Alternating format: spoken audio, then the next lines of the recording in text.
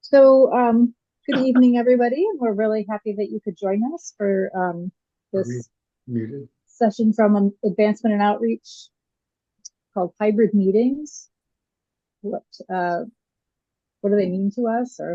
I'll introduce myself. I'm Stephanie Charlot from Red Cedar Friends, and I'm just going to kind of be acting as MC for this. So we have three panelists who are joining us to talk a little bit about hybrid meetings or how hybrid issues have impacted their meetings. And they will each speak for 5 minutes, 10 minutes, 15 minutes, whatever they've prepared.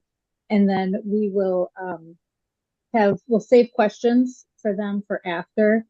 And I would really encourage everyone, if you have a question that comes up, or if you have a specific topic or question that hybrid brings up for you or your meeting, I really would encourage everyone to put that in the chat if you are at all able to. And then I could read the questions out of the chat. It just allows us to get, a little bit, the questions can be heard clearly, and we can make sure that we cover all the different varieties of questions. If you are unable to put it in the chat because you're on your phone or whatever, that's fine. I'll try to be looking to see if I see hands up. So we'll do our best. But if you can put it in the chat, please do. Either questions or topics that you want to discuss. Because when we do the breakout rooms, we're going to break out by topic. So you will be able to choose kind of what type of issue you want to talk about. And we can vary those depending on what people say they want to talk about. So with that, I would like to welcome everybody and introduce our panelists. Our first person is going to be Karen Connor from Ann Arbor Friends. And then we'll have Jana Norland from Grand Rapids Meeting speak a little bit. And then we'll move to Elizabeth Cole from Oberlin Friends. And so I think rather than introducing them all at once, I'll introduce one and she'll talk and then introduce the other and so on. So without further ado, I have Karen from Ann Arbor. Karen began attending Ann Arbor Meeting as a toddler in the early 60s when her dad was in graduate school. And she has served on committees for children and families, ministry and council, the Sanctuary Committee, and most recently on membership and outreach and the nominating committee. She's in her first year serving as clerk, and she has support from her clerking team, which includes 2 co-assistant clerks and the recording clerk. So, Karen, you may take the Zoom floor. Hey. All right. Well, good evening, folks. So like most meetings, when in the height of the pandemic, when everything was locked down, Ann Arbor Friends meetings switched to totally virtual worship and meetings. Zoom was our platform of choice. And as the COVID pandemic has eased up, we had an ad hoc committee that worked on how we wanted to return to using the building and how to incorporate technology into our practices. That has been a very bumpy road for us. It's still quite a struggle. We're struggling with how we want to move forward as a faith community regarding how we use technology. So we're a large meeting. We have about 120 official members and about the same or more regular attenders. And we have 2 different worship services. We have a 9 a.m. or early morning worship and an 11 o'clock worship. And currently, the way we have been incorporating technology is a little complicated. We have the first 3 early worships are in person only, and the 4th one is hybrid. And for our 11 a.m. worship, the first 3 are hybrid, and the 4th Sunday is parallel. So it's in person only in the meeting room, and then people online have opportunity to worship together online. 5th Sundays of the month, we have combined worship hybrid. And one of the things is that our worship times have very different qualities. Our 9 a.m. worship, which is at 7:45 on business meeting Sundays, is a much smaller group. Personally, I've never attended that as I'm not an early morning person. So I hear there's maybe around a dozen people who attend each Sunday, and a lot of people who choose that worship like it because with fewer people, there's less ministry and it has more silence. The 11 o'clock worship lately is having around 50 to 60 people, and a lot of people prefer the community nature of that. Plus, that's when we have first day school. So if you have young children, that's sort of what you have, because we're trying to work on providing childcare for earlier worship. I don't know, that's not in place right now. But anyway, so if you have kids, you sort of are pretty much 11 o'clock worship is where you're at. Anyway, so the way we currently use Zoom in our meeting, obviously for hybrid worship, I would say many, if not most committees now meet on Zoom, if not all the time, most of the time. Our spiritual formation group is a Zoom group. We have a number of spiritual companion pods, and most of those meet on Zoom. Some of those are even like pods of local people, and some of them are spiritual companions that are that would require Zoom to meet regularly because they're not close to each other. We've used Zoom for memorial services, and we have folks who only participate, who are only the virtual participators who are serving on committees and even convening committees. So far, we have not had any applications for membership from virtual only folks. And that's going to be an interesting issue to delve into when and if that comes up. And the Zoom provides access to some of our longtime members who've moved out of state, and for some of our aging members who, because of their own or their loved ones' health issues, can no longer attend in person. Regular attenders and members like to Zoom in when they're traveling out of town. And there are folks who found us during the pandemic and they don't live near enough to come in person and still want to be a part of our community.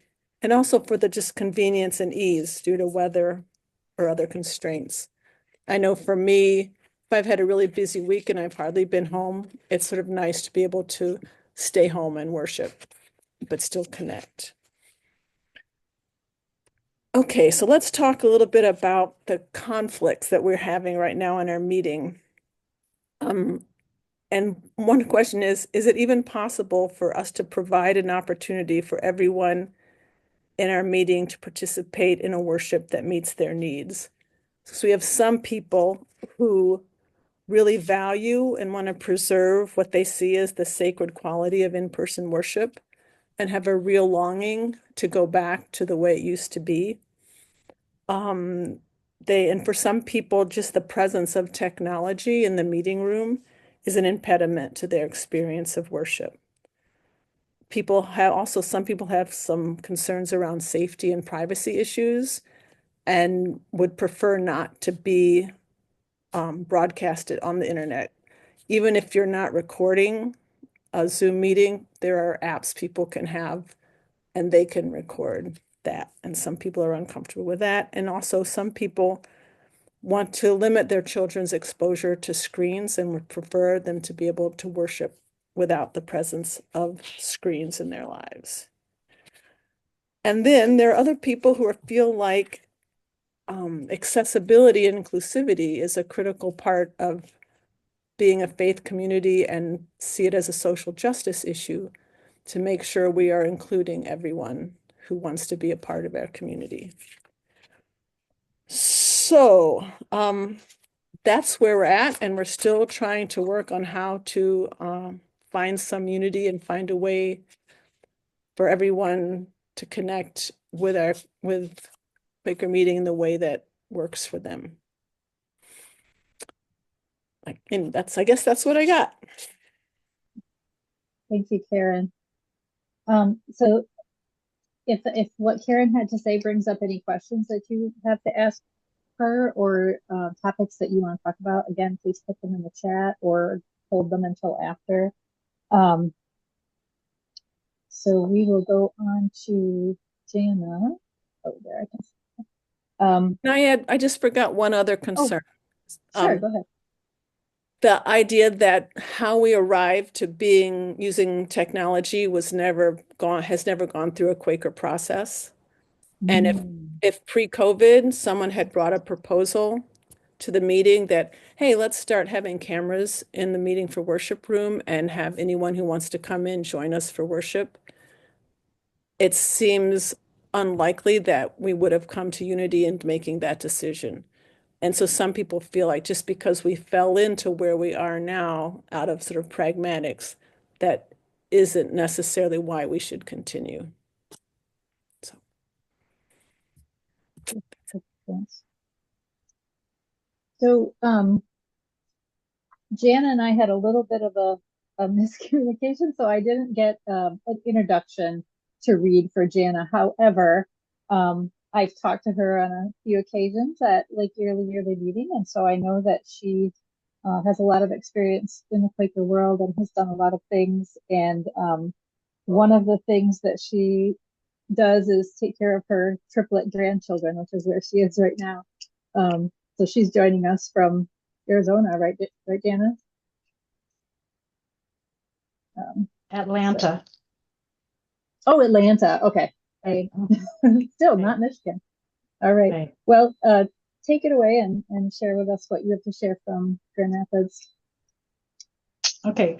Our situation in Grand Rapids is quite different because we're a small meeting that has never had its own meeting house. So we rent space from Aquinas College, and we meet only on Sundays. So we don't have other activities unless it's something special that's arranged during the week. And that doesn't really happen very often. We also are a meeting that draws people from a wide area, not just in Grand Rapids, but suburbs outside of Grand Rapids and other places around the state of Michigan, and even other places in the country. So we did not meet in person for a short time. And then we were able to set up a Zoom account for our own meeting. And we met on Zoom for, oh, I don't know how long, so it was almost 2 years, I believe. And then we went back to our meeting place at Aquinas, and that is used during the week for a program for older adults for lifelong learning opportunities.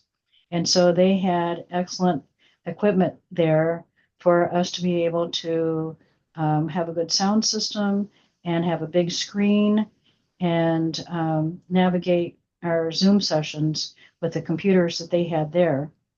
And so that has continued to work out for us. And since we became a hybrid meeting, we have stayed in that situation. So we meet at 10:30 on Sunday mornings. On first days, we have potluck. For Sunday, right, I want to say. The second Sunday is when we have our meeting for worship with attention to business following meeting. And we, for about 8 years, so this is long before COVID, became a meeting that does all of our work with a committee of the whole. So we don't have subcommittees. We might once in a great while have some kind of an ad hoc group that works on a special concern, but we have a clerk, an assistant clerk, a recording secretary who does all the correspondences, and a treasurer. And we, before COVID and during the time that we were meeting only on Zoom, we did not have children attending our meeting. The meeting had not had children for probably, I'd say probably 6 years before COVID happened, because we had children that grew up and left the meeting area or families that left with the children and didn't live in our location anymore. And since we have continued in our hybrid practice, it's been about a year and a half that we have children, we have families attending, and we do have first day school. So the clerk of our meeting usually does not attend in person. So she and our treasurer are co-administrators running the Zoom sessions for us from their homes. And the clerk has just started to come in a couple of times for potluck to be with us. And that is because of some health issues and other things because of living outside of Grand Rapids, but is very involved and active with the meeting. So we have a number of young people and young families that have started attending our meeting over the last several years. Some of them starting right before COVID and sticking with us, and then a number of other people that have joined us. And we often have visitors as well. We have people from Grand Haven, Holland, Caledonia, Sparta, Ludington.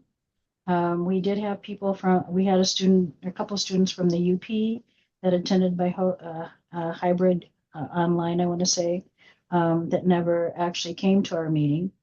And we continue to have people who were members or associated with our meeting that moved away that come back and worship with us online. We do offer our meetings for worship with attention to business online, so that if a person cannot come and attend that, they can attend it online and participate really just as fully as anybody that's actually present with us. It seems that we're all in agreement that hybrid is the way we need to be, because we have people that are very important to our meeting that do join us online that we feel very close to, and we feel that we have been growing spiritually. We're able to do some of our programming online. We do things like sharing our spiritual journeys as individuals as some of our program topics, and we record those so that people who cannot be with us online or be present can watch that. But those are only open to people in our meeting, and it's the prerogative of each person doing that kind of sharing, whether they want to be recorded or not. But that's been a nice resource for us. So where my experience as the person who has been leading first day school is that the families will bring their children to meeting, but when they can't because of illness or other kinds of activities, they do not join us online. They're just too busy with the kids at home. So that is kind of the nature of being parents, I think, in these times. Life is just very full. So it has been working out for us, and we do have people, for example, a friend from Ludington who might drive down to join us for potluck. We have people that drive in, as I said, from Grand Haven or Holland, at least once or twice a month to be with us in person. Otherwise, they might be with us online, or they might not attend. We have been able to carry on this way in a way because not having our own meeting house, we always had to do things with individuals reaching out or setting up special circumstances to get together because we don't have a place where we can actually meet during the week. So it's not the big change that it has been for meetings that have their own permanent locations. The other experiences that I've been having personally is I am a representative for Lake Erie Yearly Meeting to the section of the Americas of FWCC. And back in 1980, I had the opportunity to spend some time in Mexico City and started attending Mexico City monthly meetings. So because of COVID and the Mexico City meeting going online, I worship personally with my Grand Rapids group. And then I go home and get online and worship online with Mexico City meeting. I'm also involved with an online Spanish speaking worship group of friends that include Venezuela, Chile, Colombia, Honduras, El Salvador, a variety of Spanish speaking friends. And that is unprogrammed worship. And so through this time, we have built quite a sense of community. Over these, I guess it's 4 years now that we've been meeting online. So we try to be transparent in our meeting in that anything that has to be discussed is done as a committee of the whole. So everyone knows and everyone has an equal role to participate, contribute, question, work through whatever comes up. And one advantage of that is that with all of these younger new attenders, it gives them an opportunity to see our Quaker process rather than having people do it when they're not present to not be exposed to that and learn from that. So I think that those are the things I'd like to share. And I may not be able to stay with you the whole time of this meeting.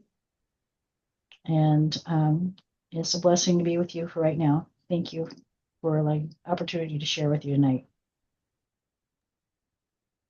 Thanks, Jana. I was going to save all of the questions to the end, but since you might need to leave, somebody did put in a question specifically for you. And they're wondering, how do Grand Rapids people access the recordings? Oh, it says of people's recordings of their personal journeys. Like, does Grand Rapids have a YouTube channel, or how do you archive those for people? Well, there's a recording option, and so it has to be agreed by that person that they will have their session recorded. And then we have a way to archive that video that's accessible only to people in our meeting. And to attend our meeting in the first place, we have a website and there's a way to make a contact with our meeting, and a person then would have some communication and be accepted to attend. So we have a way to control who can actually attend our meeting, and therefore when our children come back in from first day school and they share some of the things that they have been learning and they are on camera, then we have control of anyone who might see who those children are. Okay. And another question for you is, what is the size of the Grand Rapids meeting? I would say lately the number present might be like 15, 16, but our email list is probably 5 times that. And so we have people that come and go a lot. So the 15 or 16 people a percentage of them would be different every Sunday, and then there's another number that is consistent every Sunday.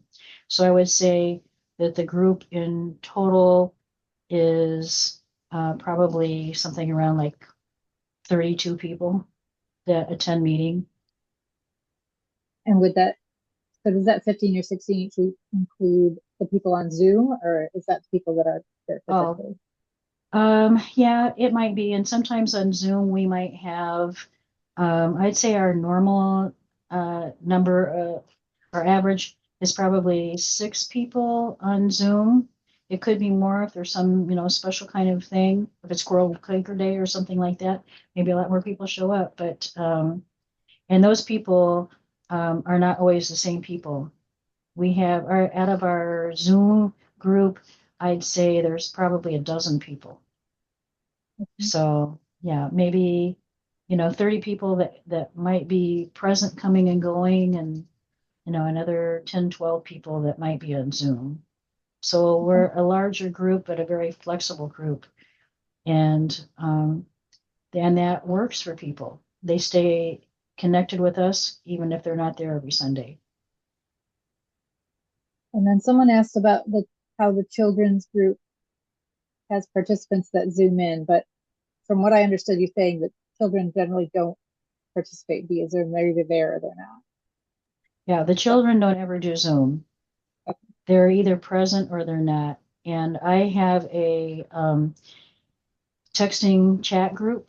So that chat group is always in contact with each other. We know when we're going out of town, if somebody's got COVID, and, I mean, we keep up with each other to let each other know. And sometimes if a parent comes but a child doesn't, then I send materials home with them, or I, put information that allows the parents to do some things with their children at home, so that they're getting some of the same experience if they can't attend. Great, thank you. Okay, I think we'll move on. I don't know maybe if Jan has to leave and there's other questions about Grand Rapids meeting, I don't know if there's anybody else here from the Grand Rapids meeting that could answer, but if there are, maybe they'll. My husband is with the triplets, and then Patricia Pennell was planning to attend, but I'm not sure what happened. We were the 3 people from Grand Rapids. Thank you. Okay. So now we would like to hear from Elizabeth Cole. And Elizabeth is from Oberlin. She's a lifelong Quaker and currently serving as clerk of Oberlin Friends Meeting. The Oberlin Friend Meeting is housed within the Kendall community. So she will have some more to say about how that affects what they do and how they meet and so on. Elizabeth. Hi, it's fun to be here. And we have a lot of similarities with Grand Rapids because we're small too. We are we do not have our own meeting house, and so we are currently housed by Kendall at Oberlin. And so when COVID hit, we were able to use their whiteboard and all of their Zoom equipment very quickly. And so we got that started quickly and met as long as we needed to on Zoom. We found it rewarding, but when we were finally able to get back together, I think there was an incredible sense of reconnecting and more a sense of really enjoying being in person. However, we always have a few elderly people who, for instance, they're in the care center, and Kendall would connect them by Zoom to our in-person meeting, and people who don't want to drive or aren't feeling well. So we always have about 3 or 4 people on Zoom with a meeting in the meeting room of 18, 20, 22 people. So we're small. We are able to use Kendall facilities for our meetings. So most of our committee meetings are in person. And I think we really enjoy being able to develop the community that way. I think, as I think about it that we build better community in person than on Zoom, but Zoom will let us maintain the kind of connections that we establish, like at our potluck or when we are in person or in committee meetings. So we've continued, though, having our meeting for business, and this is what I was really asked to focus on. Meeting for business has continued on Zoom, and it's exclusively on Zoom, in part because there are people from a distance, and in part because not all of our elderly people want to drive to the meeting twice. And we have our meeting for worship with attention to business on Saturdays. And so people are reluctant to drive to Kendall twice. So it is exclusively on Zoom.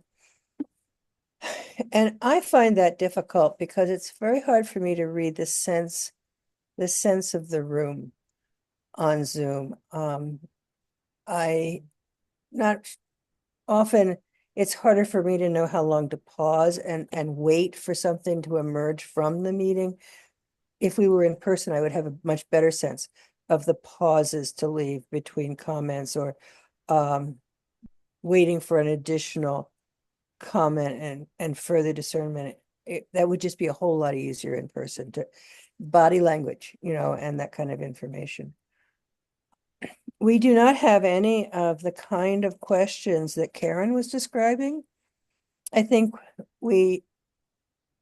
not all of us are delighted with Zoom, but I think we feel that it's a necessary given the age of our community. And in some cases, the inability of people to drive in weather like this. We'll have a lot more people on Zoom on Sunday than usual.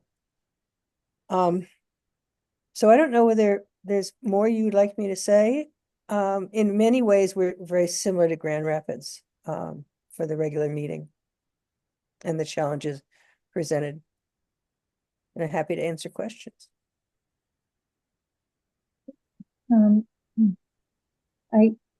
There was a little flurry of questions while Jana was talking, and I don't see a whole bunch else. So I'm going to actually expand my screen so I can see everybody. I'm trying to figure out how to do this. There we go. Because I want to be able to see everyone. So does anybody have a question that they aren't able to put in the chat or just don't want to put in the chat? Let's see. Can I make the captions go away? Because it's covering people up. I don't want to make them go away for everyone. Do you know, Bill, is there a way I can make this captions disappear for me? I don't know how to do that. I don't have captions showing on mine. Okay, I think I can. Hold on. You want to bear with me for a second. I'm going to try to turn them off. I have a question, Elizabeth. How is the Oberlin room set up in terms of, are they providing the tech for you, or are you bringing a laptop in there, or how's that going? We use their computer and their whiteboard. And so they want to make sure who's actually operating it is somebody they know, because we have access to, then actually we would have access to all of Oberlin and the Kendall's computer system. So they restrict who can do it, but it's meeting people who run the Zoom. And we have a Zoom, the meeting has its own Zoom account. Do you have a position that is the Zoom host, like the Zoom Meister? Yes, it rotates because we find that it's fairly disruptive to actually be running that Zoom. You have to keep watching for people to coming in, excuse me, people or an update from Zoom or something. So it's fairly disruptive. And so we have a rotation of 4 people who do it once a month. Rick Adams has his hand raised. Hi, thanks. Yeah, I have a question for Elizabeth. With your experience with meeting for worship with attention to business on Zoom, that our meeting at North Columbus Friends meeting is exclusively our meeting for worship with attention to business is exclusively on Zoom, and I think although it could change, I think it's the fact that some members of our community would not be able to participate in meeting for business if it weren't on Zoom. The chances are good, I think, that it will remain on Zoom. And my experience clerking North Columbus Friends meeting exclusively on Zoom has been a good one. I agree with you that it's hard to read the room and to know, when pauses are necessary or however, or whatever. But some friends have, at least I've heard some friends talk about, well, maybe we could go hybrid with a meeting for worship with attention to business. And I wonder if anyone's had any experience with that, particular, do hybrid with meeting for worship with attention to business.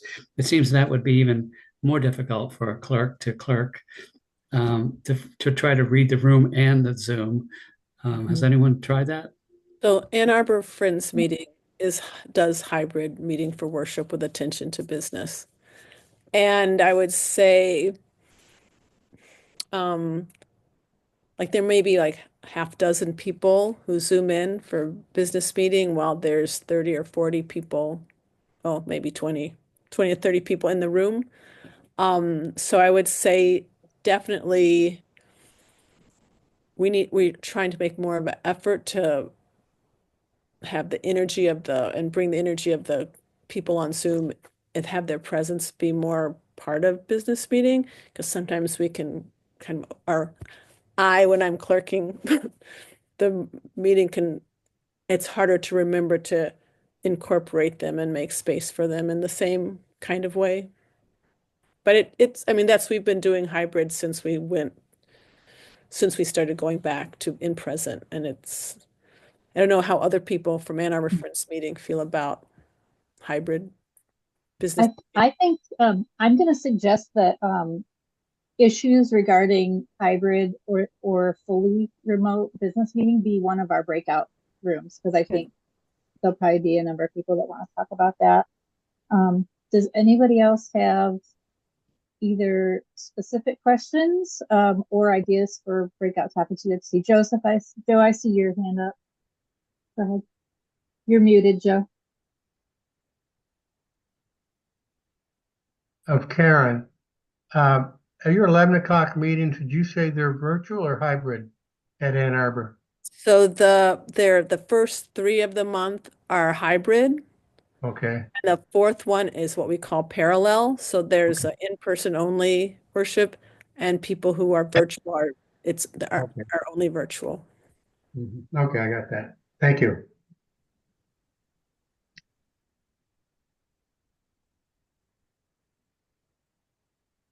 One topic that some might like to explore is how you go about building fellowship between the two groups when you have hybrid meetings. Yes, and someone else requested that too, so I think that is a good one. How you build fellowship, and maybe another question for that group would be, how would you welcome people who are newcomers on Zoom? How do you get contact information and follow up with them and that kind of thing if meetings have any experience with that? So I think that's definitely. Any other specific questions before we talk about breakout rooms? I'm looking to see. Paul Oberlin, you're muted.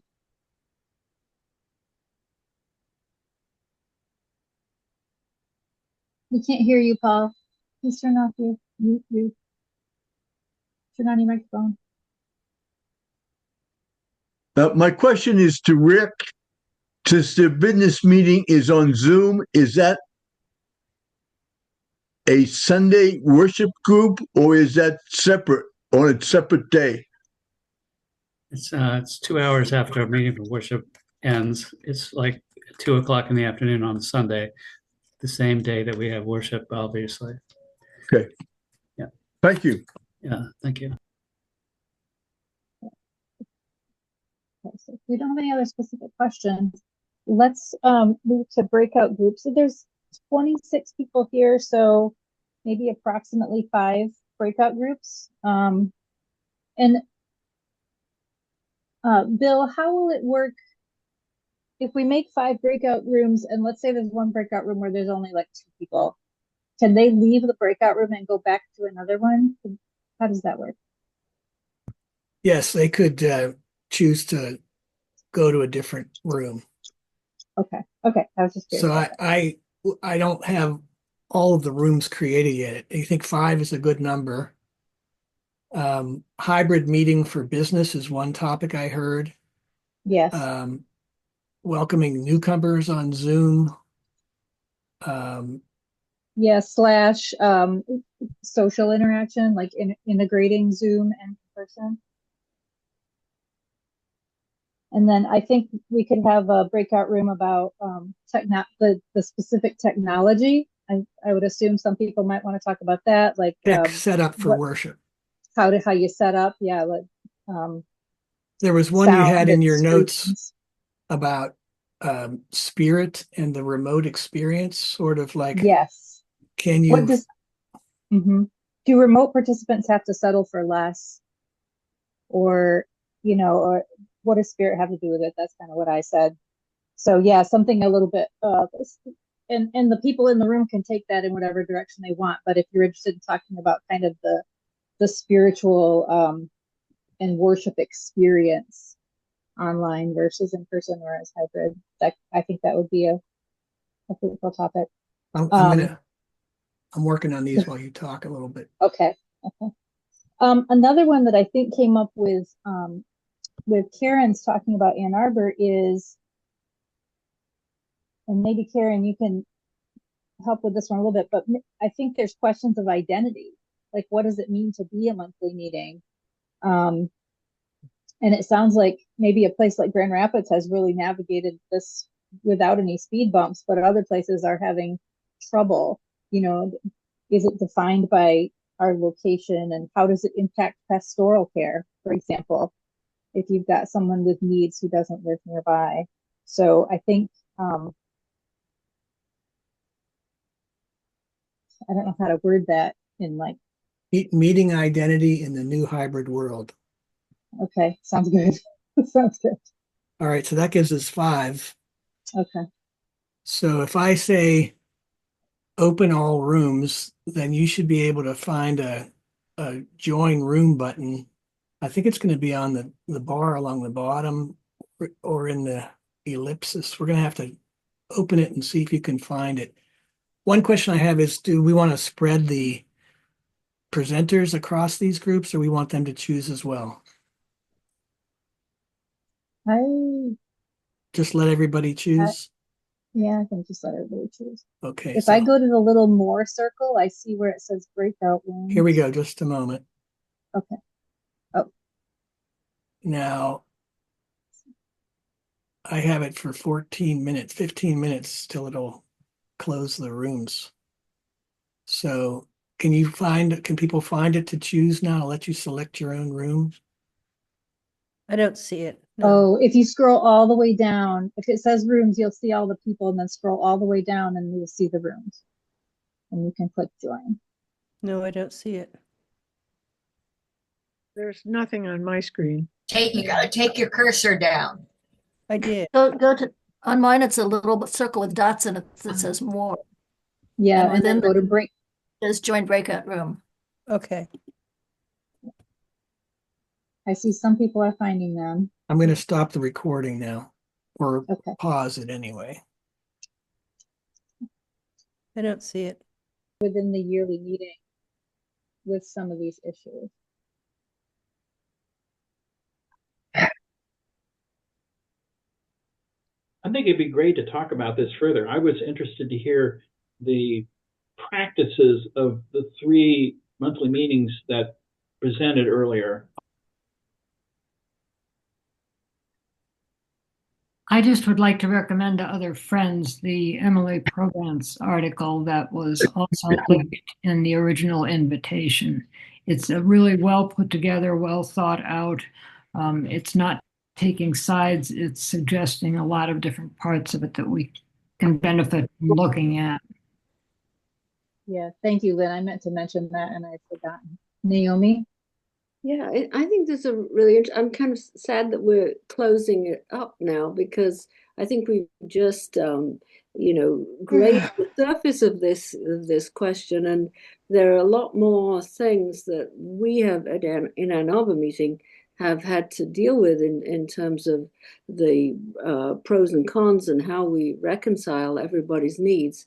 And so I would suggest that we have another session like this, or where we could go into more depth. Yeah, we actually are. This is scheduled to go until 9 o'clock. So if there are people that want to continue, we could continue. Jana?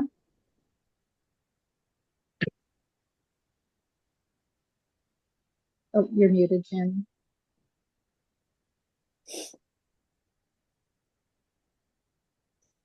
Did you have your hand up, Jana? You're muted, so we can't hear you. Oh, someone else did. Al Palmer. She's trying to do it from a cell phone, and I think it's challenging on the phone to try to find the unmute. I see. Okay. Um, Well, how about Peggy and Jeff, and then we'll go back to Jana to figure it out. Okay, well, a topic that I would like to have discussed is whether people are looking for or finding ways of using online access as a way to invite additional people to attend their meeting. I mean, I think we're kind of getting to a place now where we're more in equilibrium with, okay, this is a practice, we know how to do it. But it seems like an opportunity lost if we're not out there trying to invite people in more.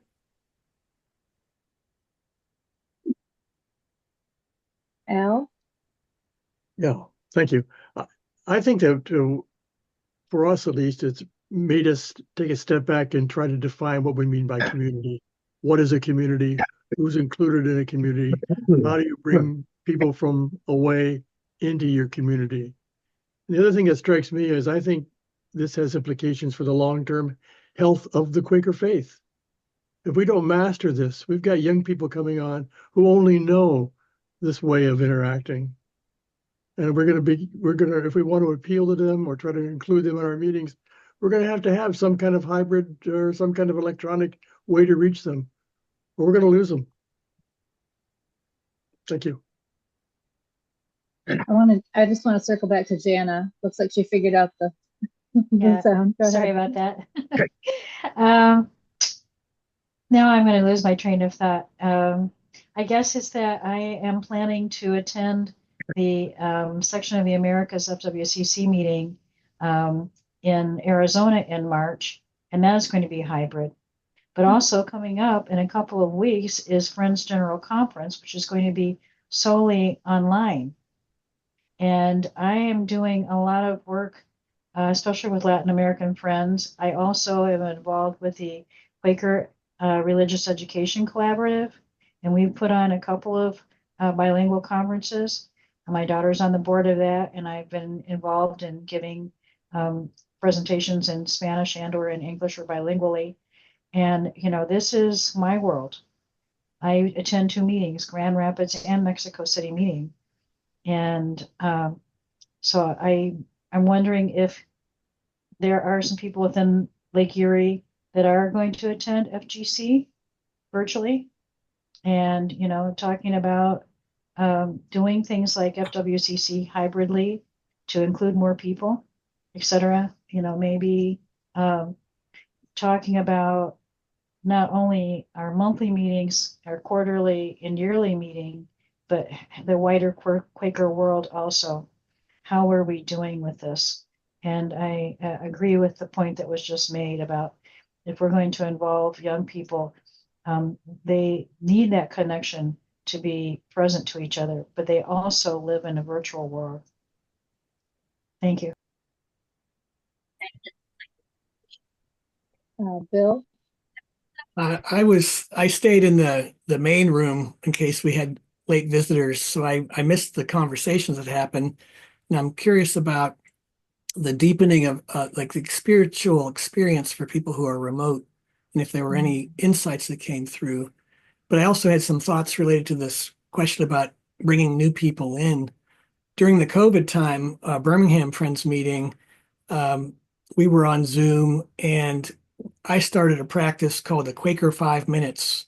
After the rise of meeting and some introductions, I would do a 5 minute something on some quirky Quaker history or a website of interest or a resource about Quakerism that was out there.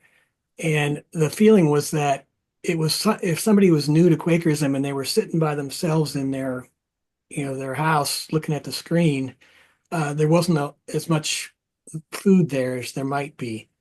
So that was one example of us trying to think about how to be welcoming to newcomers by having a little bit of adult education or a little bit of interest in the meeting. And I know that joys and sorrows and sharing like that builds community because people hear how others are doing. But there might be other things that happened in that small group discussion about spirit that I'd be interested to hear about. Yeah, let's do that. If anyone was in that group and wants to share what you talked about, I'd be interested in hearing that too. The other thing I'll say about the Quaker 5 Minutes was it was easy to do from Zoom screen because I could share screens and show websites and stuff. It could play a song or I could do just different things that being on Zoom made it easy to share, where sitting in the meeting room and trying to share something with the remote group is a little harder. You have to be ready. Mm-hmm. And I think another thing that's easy to do via Zoom is if you do have newcomers,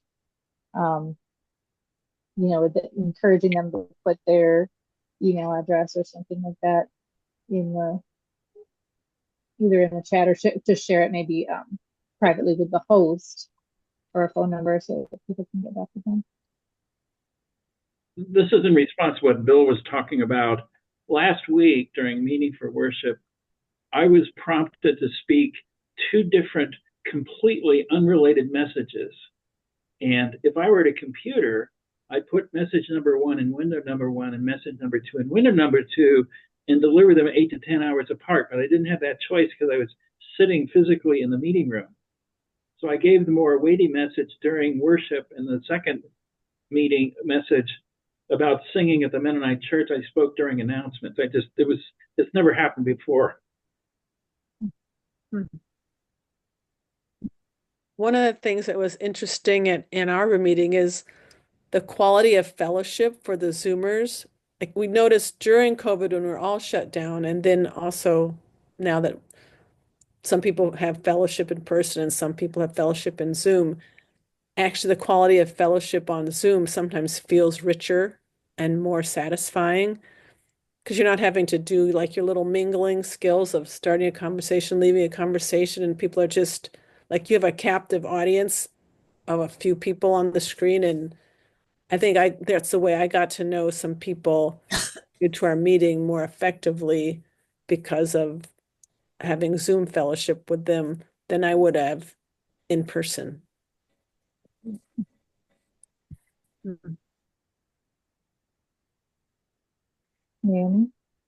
Yeah, since we have more time, one of the things that I think has come up in Ann Arbor meeting, to build on what Al said about what is our community, there are people in the meeting who feel that, well, there's two sets of people that come in remotely. There's the people who are local and are not feeling well that day or disabled or whatever. And then there are people from other states who come in. And the question has come up, are the people who are other states, are they part of our community? And then it gets into when those people who attend regularly, should they be on committees? Or should they not be on committees because they're really not part of our community?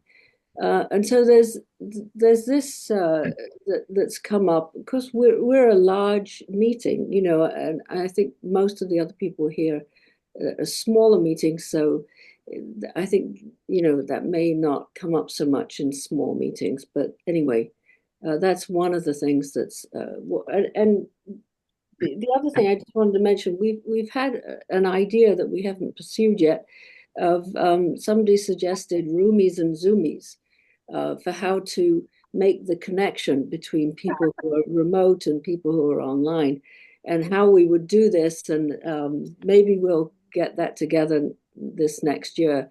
I don't know, but that would, to try to build bridges. Thank you. Can you say any more about, were there specific ideas about how to build those bridges, or that's just something that your meeting has said they need to think about?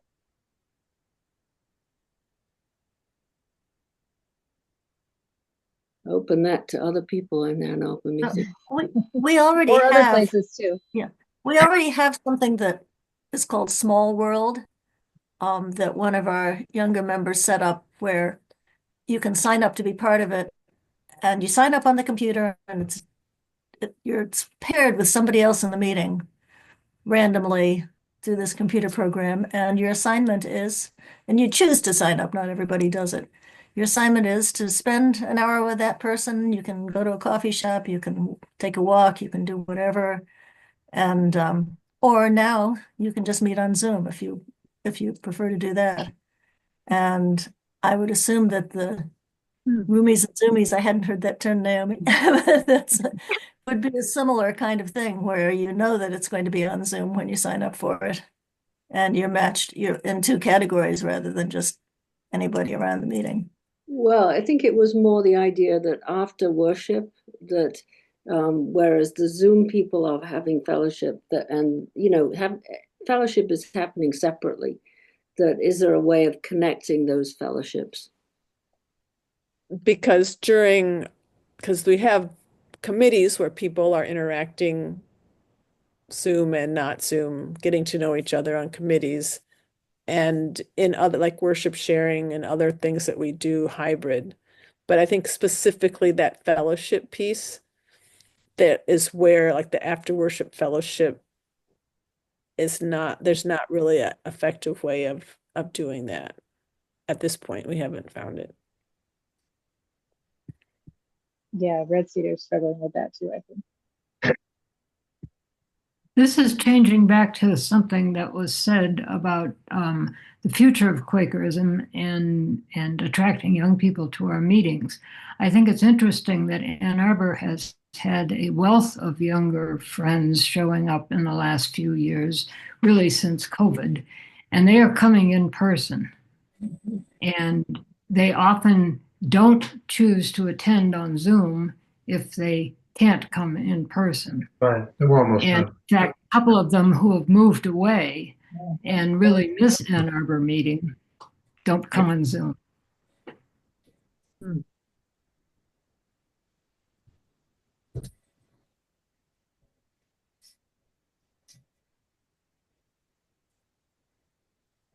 I'll share something kind of funny.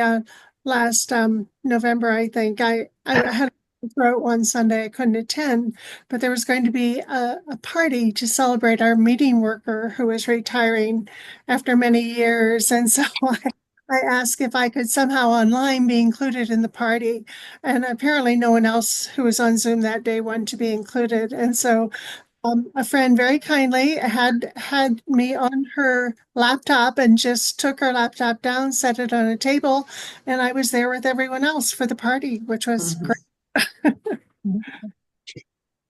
Sally, were you raising your hand? Yeah, this was back to young people, and I don't know how this is for sure related, but it's clear in Friends General Conference that, you know, the young people are having gathering in person every year, and they were very clear that in person was very important.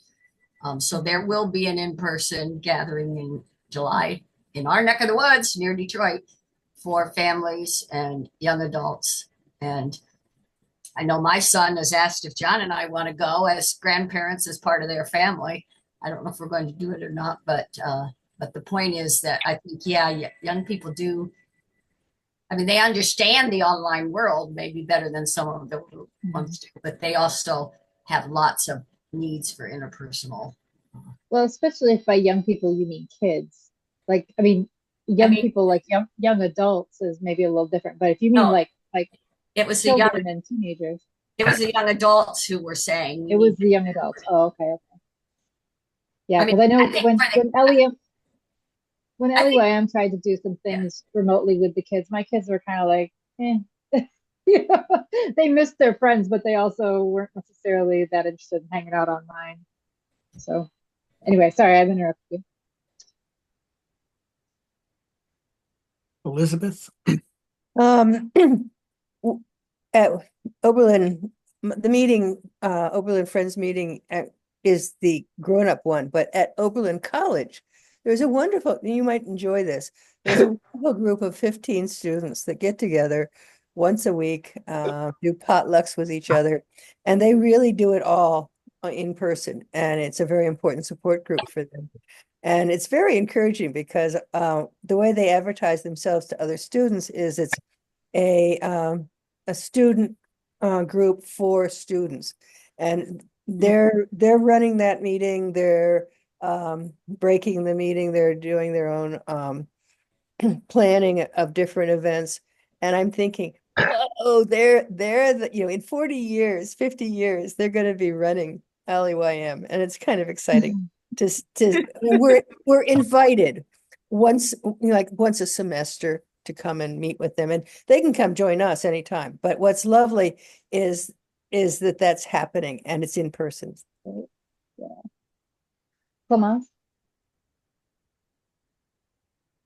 I wanted to remind folks that our deadline for workshops for this yearly meeting is the 12th of February. No, sorry, the 15th of February. And so that's a month away. But these are topics that would fit very well into our theme for yearly meeting, which is mending our nets. And so if there are anybody here on screen who would like to propose a workshop, the program committee would be delighted to see what your proposal might be. So please do keep that in mind. We certainly do need to mend our nets, and Pamela Haynes is very much looking forward to coming to yearly meeting to discuss this. Mary Knight? So after the discussion in the spirit group, I'm wondering if monthly meeting communities, and by that I mean everybody, the people that come in Zoom, the people that come in person, would be offended if there was a meeting in person, a meeting for worship in person somewhere that at a different time that people could come to if they wanted to. I mean, Ann Arbor already has 2 meetings for worship on Sunday morning. Maybe there needs to be a third one. It's just in person with no technology turned on, and anybody that wants to come can come. And maybe once a month, people in Broadmead that wanted to meet in person could meet somewhere. Just a thought. Red Cedar Friends does do that. We have a 9 a.m. worship that is in person only. And then our 10:30 worship is hybrid. So that wasn't something that we did we'd have those 2 meetings before COVID. Like we've always had those 2 meeting times. And it's just that after we've just kept once we started meeting in person again, we kept the 9 o'clock as just an in-person meeting. So it can be done. Okay. One of the things that's come up from ministry and council is, what if someday we had like a snow day for meeting and it was only on Zoom? To just like, we're not going to bother coming to, like, no one has to drive to meeting or shovel the walks. We'll just Zoom. And it's funny as I think about that, I'm like, I feel a little fondness for the old days when everyone was on Zoom together and I could hear everybody. and I could see everyone's faces and I knew who was there. And I'm surprised noticing, like there's the nostalgia for the pre-COVID days, and I was surprised that I had a little nostalgia for the COVID all Zoom worship.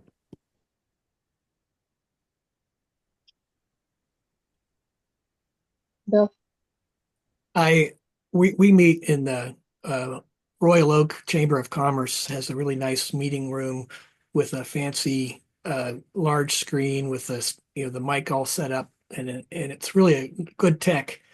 But we start that early, to get so that it's ready when people show up.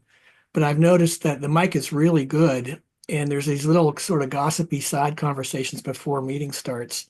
And I've been wondering, like, I got to make sure this is not for broadcast, but there could be somebody listening. So it's changed the way you can share, more personal things. Mm-hmm. Yeah, the hot mic effect. Joe? Well, a corollary to having strictly Zoom meetings is once a month or so have strictly in-person only meetings, especially in the better times of better weather. Mm-hmm. We've tried, we meet in the park occasionally, and we've brought our Zoom. We have a hotspot, and we bring a laptop, and we have people come and join us in the park. So we've really sort of gone hybrid all the way. At North Columbus, we've had meeting in the park for probably 20 years, where it's a separate meeting, distinct from the meeting in the meeting house, and they're offsite by about an hour, so people can go from one to the other, but they're not. I mean, this was before Zoom existed. We've done that. Hmm.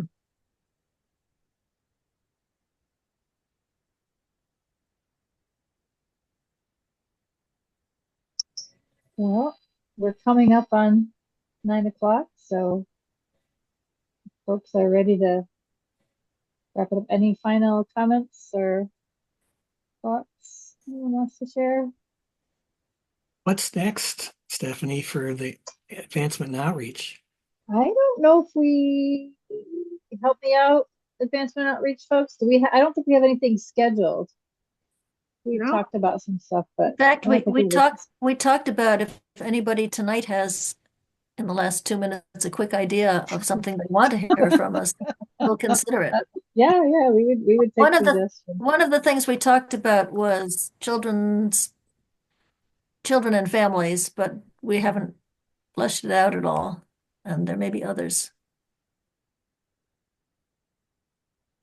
And if people can't think of anything within 2 minutes, you can obviously contact any of us. I'll come to you in a second, Marilyn. Okay. So there's myself, Susan Hartman, Barbara, Mary Eigelmeyers, any of the rest of us here. I saw Valerie. Yep, I was gonna say I saw Valerie. And also Susan Laux, who's not here tonight, but she's also on our committee. So you can contact any one of us. Marilyn, go ahead. I'd like to see us continue the meetings that we had this evening on the same topic, and just continue the discussion, because there's, I think, on this topic.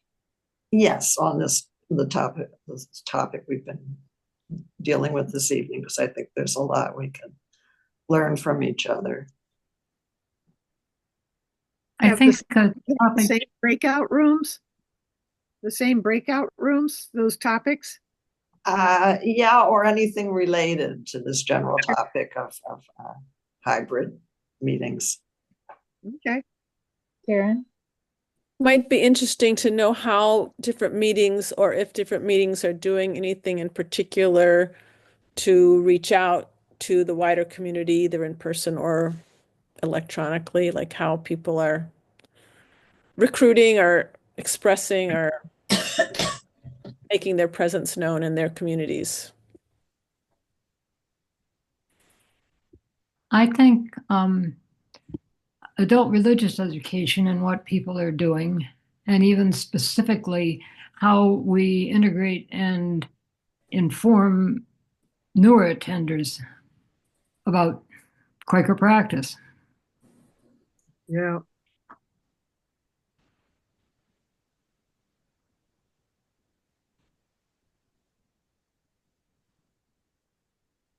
I will say that we, the last session we had on, has been put to the LEYM YouTube channel. We have a channel where we put stuff.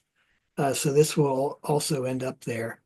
But there might be a way where I can start to link this to the page for advancement and outreach. We'll have to think about where's the place to collect sort of these conversations.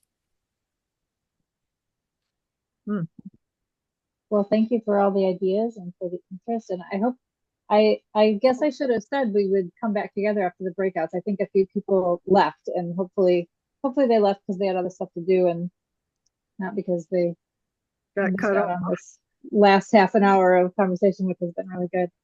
So thank you everyone for joining us, and keep your eye out for whatever our next thing might be. And it sounds like there's definitely somebody said, Paul says that this should be some sort of topic at the yearly meeting. I think it seems like it's definitely something that has a lot to mine, and I'm sure there's people who couldn't be here tonight that would be interested in talking about it too. So.